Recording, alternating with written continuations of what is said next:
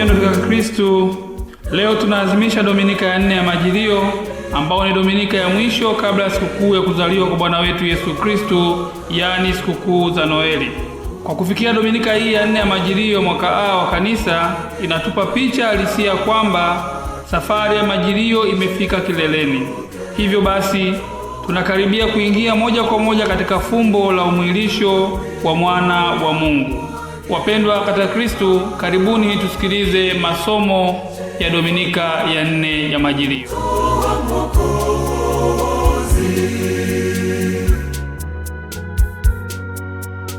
Somo la kitabu cha Nabii Isaya, sura ya 7 aya ya 10 hadi ya 14.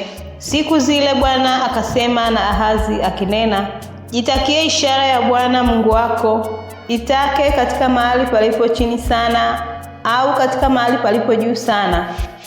Lakini Ahazi akasema, sitaitaka wala sitamjaribu Bwana. Naye akasema, sikilizeni sasa, enyi nyumba ya Daudi. Je, ni neno dogo kwenu kuwachosha wanadamu, hata mkataka kumchosha Mungu wangu pia? Kwa hiyo Bwana mwenyewe atawapa ishara. Tazama, bikira atachukua mimba, atazaa mtoto mwanamume, naye atamwita jina lake Imanueli. Neno la Bwana.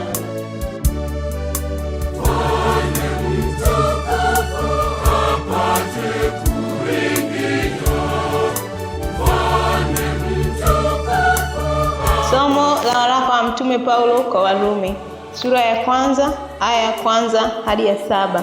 Paulo, mtumwa wa Kristo Yesu, aliyeitwa kuwa mtume na kutengwa aihubiri Injili ya Mungu, ambayo Mungu amekwisha kuiahidi kwa kinywa cha manabii wake katika maandiko matakatifu, yaani habari za mwanawe aliyezaliwa katika ukoo wa Daudi kwa jinsi ya mwili, na kudhihirishwa kwa uweza kuwa mwana wa Mungu kwa jinsi ya Roho ya utakatifu, kwa ufufuo wa wafu, Yesu Kristo Bwana wetu, ambaye katika yeye tulipokea neema na utume, ili mataifa yote wapate kujitiisha kwa imani kwa ajili ya jina lake, ambao katika hao ninyi mmekuwa wateule wa Yesu Kristo, kwa wote walioko Rumi, wapendwao na Mungu, walioitwa kuwa watakatifu. Neema na iwe kwenu na amani tokayo kwa Mungu Baba yetu na kwa Bwana Yesu Kristo. Neno la Bwana.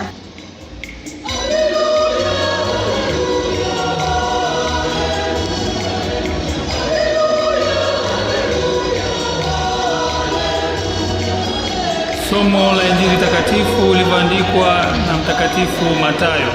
Mathayo sura ya 1 aya ya 18 hadi ya 25. Kuzaliwa kwake Yesu Kristo kulikuwa hivi.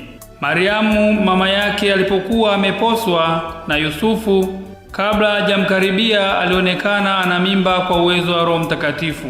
Naye Yusufu mumewe, kwa vile alivyokuwa mtu wa haki, asitake kumwaibisha, alilazimu kumwacha kwa siri. Basi alipokuwa akifikiri hayo, tazama, malaika wa Bwana alimtokea katika ndoto akisema, Yusufu mwana wa Daudi, usihofu kumchukua Mariamu mkeo, maana mimba yake ni kwa uwezo wa Roho Mtakatifu. Naye atamzaa mwana, naye atamuita jina lake Yesu, maana yeye ndiye atakayewaokoa watu wake na dhambi zao. Hayo yote yamekuwa ili litimie neno lililonenwa na Bwana kwa ujumbe wa nabii akisema, tazama, bikira atachukua mimba, naye atamzaa mwana, nao watamuita jina lake Imanueli, yaani Mungu pamoja nasi.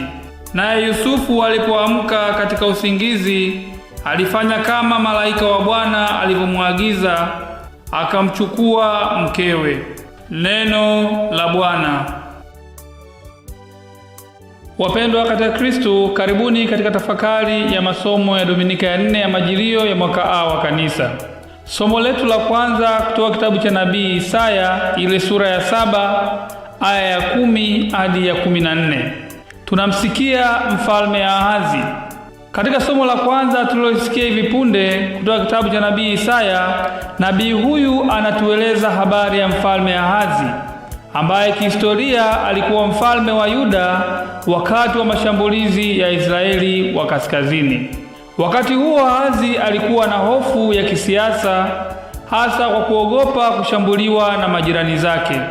Alitumia akili ya kibinadamu kuitisha mkutano mkubwa wa maaskari pasipo kumtegemea Mungu. Na hapo ndipo nabii Isaya anatokea na kumwambia Ahazi, omba ishara kutoka kwa Mungu. Neno ishara linaonyesha uthabiti na nguvu kutoka kwa Mungu. Lakini mfalme Ahazi anakataa kumtegemea Mungu, ambaye ndiye chanzo cha ushindi wake kwa majirani zake. Hivyo basi, mfalme Ahazi anapungukiwa mambo yafuatayo katika maisha yake. Mosi, imani thabiti. Pili, matumaini thabiti. Kwa kukosa mambo hayo mawili, alijiona kuwa anajitosheleza kwa kutumia nguvu zake mwenyewe, yaani Mungu akuwa sehemu ya kwanza katika maisha yake. Kupitia mfalme Ahazi, mimi na wewe tunaalikwa kujifunza kuwa Mungu ndiye mtatuzi sahihi wa changamoto zetu tunazopitia. Hakuna sababu yoyote ya msingi ya kuhangaika na kutafuta ishara nyingine ambazo daima hazitupeleki kwa Mungu, bali zinatuweka mbali na Mungu. Tunaalikwa kumtegemea Mungu katika nyakati zote. Katika somo hilo hilo la kwanza tunasikia habari ya Bikira Maria. Nabii Isaya bado anaendelea kutoa utabiri huu akisema, tazama, bikira atachukua mimba, atamzaa mwanamume, naye atamuita jina lake Imanueli. Maneno haya yanatuonesha namna Mungu alivyoingia katika historia ya mwanadamu. Pamoja na hayo yote, tunaalikwa kufahamu kuwa wokovu ni kazi ya Mungu. Na hapo tunapoangalia namna Bikira Maria alipopata mimba, ni dhahiri kabisa kunathibitisha tendo hilo si la kibinadamu, zaidi na zaidi ni tendo la kimungu. Kama tendo hilo ni la kimungu, hivyo basi imani thabiti daima inahitajika ili kuruhusu mapenzi ya Mungu kutendeka katika maisha yetu. Kwa kuchukua mimba kwa uwezo wa Roho Mtakatifu, ametuletea mkombozi ambaye ametukomboa kutoka utumwani mwa Shetani. Hivyo basi, ujio wa Bwana wetu Yesu Kristu lazima utuletee mabadiliko chanya katika maisha yetu, hasa maisha yetu ya kiroho, ili tuweze kuwa viumbe wapya katika maisha yetu ya kila siku. Kumbe ujio wa Bwana wetu Yesu Kristu ambao tunatarajia kusherekea hasa kipindi cha Krismasi, utualike kutafakari mahusiano yetu na Mungu, kuzaliwa watu wapya katika maisha ya umilele. Katika somo la pili ambalo tumekwisha kulisikia, waraka Mtume Paulo kwa Warumi, Mtume Paulo anaanza barua yake kwa Warumi kwa kutangaza kiini cha imani ya Kristo. Pia Mtume Paulo anatupa picha halisia ya kumtambua kwa undani zaidi yule tunayemsubiria. Paulo anamweleza Yesu Kristu katika misingi miwili, nayo ni mosi, mzao wa Daudi kwa mtazamo wa kimwili. Kwa Yesu anaingia moja kwa moja kwenye historia ya mwanadamu isipokuwa dhambi. Pili, Paulo anamweleza Yesu Kristu kama mwana wa Mungu kwa njia ya ufufuko wake, kunadhihirisha kwa undani umungu wake. Katika misingi hiyo miwili inatupa picha halisia ya fumbo la umwilisho. Ndugu zangu wapendwa katika Kristo, Paulo leo hii anatupa picha ya maisha ya umwilisho. Ndio maana anawaita Wakristo waliopendwa na Mungu watakatifu, kwa maana utakatifu si jambo la baadaye, bali ni jambo la muda huu ambao linatudai daima kuwa watu wa toba na kujikatalia. Maisha yetu ya Kikristo pasipo kujikatalia ni sawa na kujitenga au kujiweka mbali na Mungu. Pasipo kujikatalia na kufanya toba ya kweli, tutashindwa kupokea zawadi kuu ya Majilio na Krismasi ambazo ni neema na amani. Kumbe Krismasi ambayo tunaisubiria hivi karibuni ni zawadi mbili inatupatia, zawadi ya neema na zawadi ya amani. Huyu Masia anayetujia katika sikukuu ya Noeli anakuja kuupyaisha maisha yetu kama Wakristo, na zaidi anakuja kutukomboa kutoka utumwani mwa dhambi na kutupatanisha na Mungu. Kumbe Masia huyu ambaye anatujia anakuwa ni mpatanishi kwetu sisi na Mungu aliyetuumba. Katika somo la Injili kutoka Injili ya Mathayo ile sura ya kwanza aya ya 18 hadi ya 25. Injili hii tunaona utimilifu wa unabii wa nabii Isaya katika kuzaliwa kwake mkombozi wetu Yesu Kristo, akitupa picha halisia huyu mkombozi atakayezaliwa katika maisha yetu atakuwa na tabia gani au luka gani. Somo hili linatuletea watu wafuatao kwa msingi wanasindikiza katika safari yetu ya leo. Mtu wa kwanza tunamwongelea mama yetu Bikira Maria. Wa pili ni Yosefu, akiwa ni mwalimu wa haki na amani, ambaye anakabiliwa na hali ngumu, hasa kwa upande wa Maria kupata mimba kabla ya kuishi naye. Jambo hilo kwa hali ya kawaida si rahisi kulipokea. Yosefu akiwa mtu mwenye huruma na haki, anaamua kumwacha Bikira Maria kwa siri pasipo kumwaibisha. Kumbe hapo tunajifunza namna ya kuwaibisha wenzetu katika maisha. Lakini Mungu daima ni mwaminifu kwetu, hasa tunapoingia katika changamoto mbalimbali za maisha, na ndio maana Yosefu anaambiwa, Yusufu mwana wa Daudi, usiogope kumchukua Maria mkeo.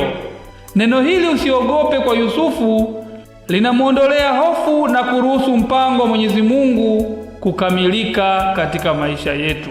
Wapendwa katika Kristo, yako mambo mengi tumeshindwa kuyafanya katika maisha kwa sababu tumekuwa na hofu.